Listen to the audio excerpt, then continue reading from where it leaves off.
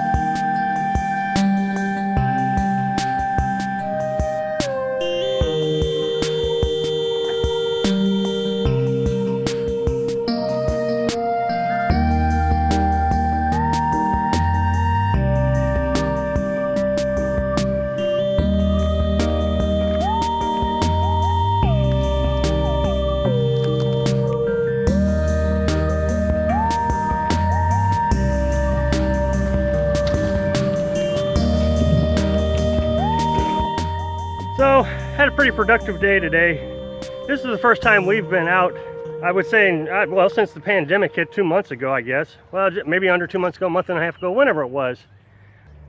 But I was starting to worry about this coming winter's heat.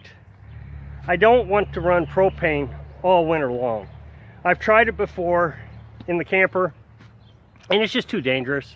I mean, during the day, running propane is not so bad, but at nighttime, it's just, the carbon monoxide detector goes off all the time, and it's expensive. Anywhere I can save money, I'm going to try to save money. And we got wood everywhere around here. I mean, right here, right next to the camper, we got this tree that we got down, that is down, and the entire top of it is up here in these bushes that I got to get out anyways. So I need to start designing a wood heating system. Not only do I need to start designing it, I need to test it because I've never actually done this before. I've read about it years ago, and I was going to build myself an outdoor wood furnace.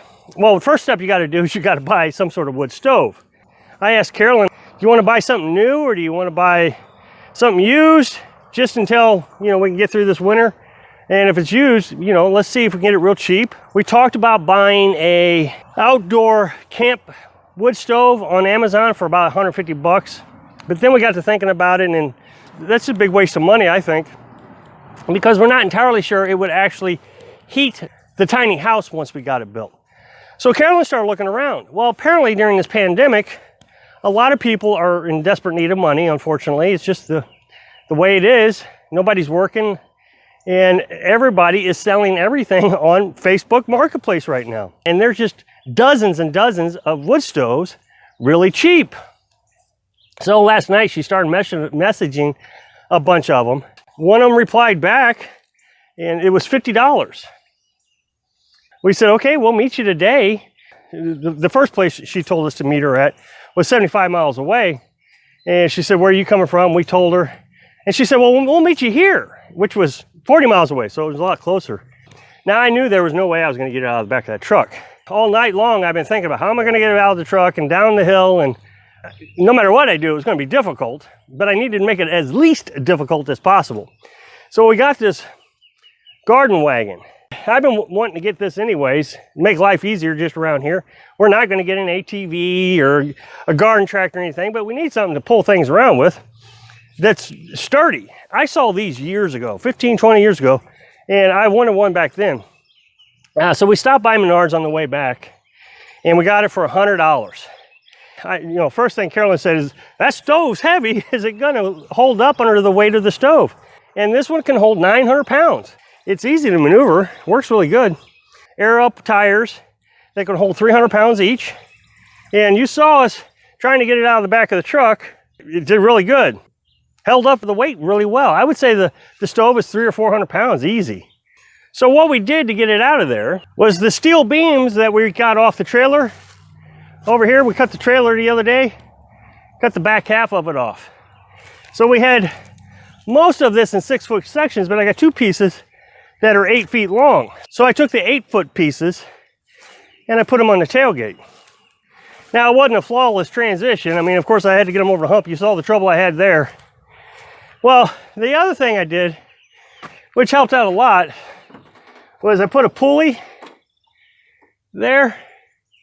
And the pulley allowed me to wrap the rope around this, and then I was able to just let it slide down. Of course, it was still a difficult task when the front wheel caught, trying to get it over, and it turned the wheel. When you're an independent person like me, and you don't want to ask the whole crew over here, especially when everybody's supposed to be social distancing, that was the thing, was the guys that brought it wouldn't let me help them put it into my truck. We backed the 2 trucks up together, and they struggled to get it across from their truck to our truck because they wanted to say social distancing. So that was really good. So here we are, social distancing, and we're trying to figure out how to get this thing down by ourselves. Carolyn's got a bad back, so, I mean, we can't put any weight on her back.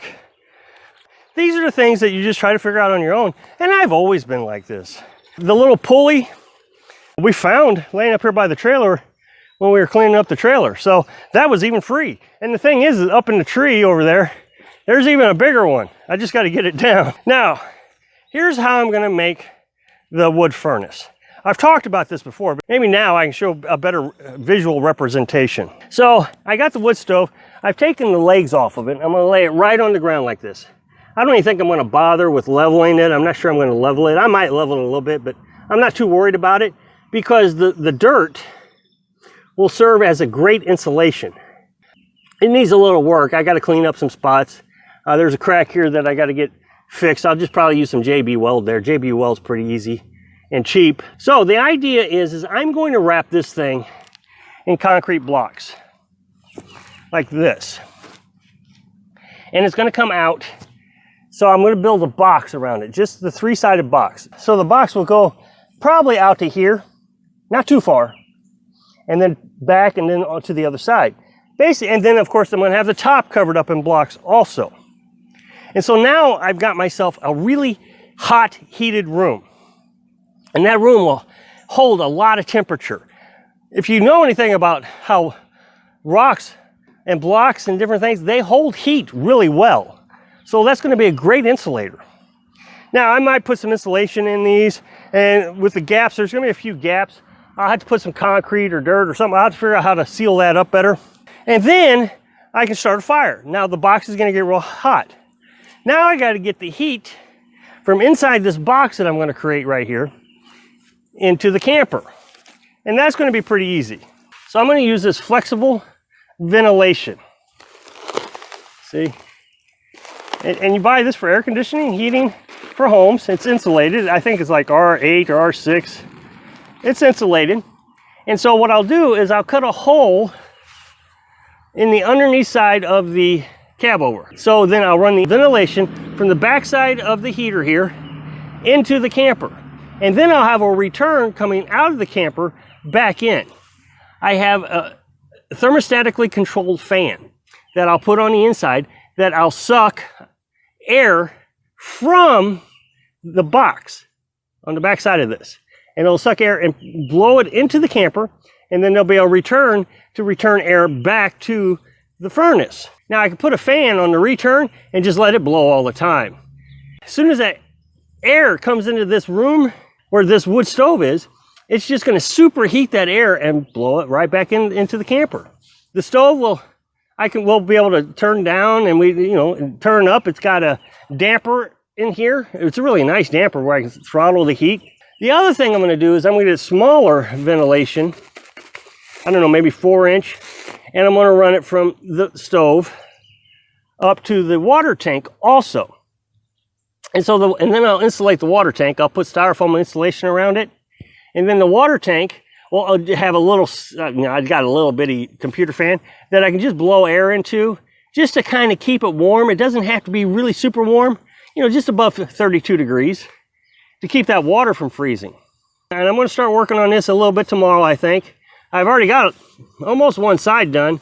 I got some things to work out because the bricks aren't leveling out the way I would like them to. But for the most part, I think I'll be able to figure this out. Thanks for watching.